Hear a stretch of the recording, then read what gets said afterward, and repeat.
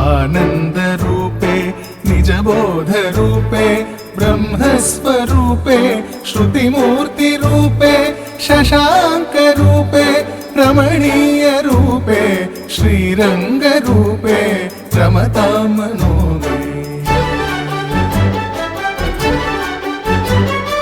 कावेरी तीरे करुणाविलोले मन्दारमूले धृतचारुकेले दैत्यान्तकाले अखिललोकलीले श्रीरङ्गलीले रमतां मनो मे।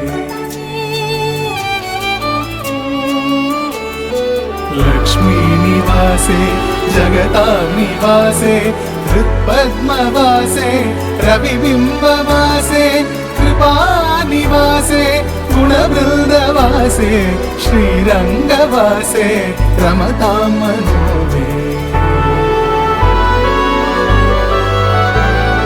ब्रह्मादिवन्द्ये जगदेकवन्द्ये मुकुन्दवन्द्ये सुरनाथवन्द्ये व्यासादिवन्द्ये सनकादिवन्द्ये श्रीरङ्गवन्द्ये रमतां मनो मे। ब्रह्माधिराजे गरुडा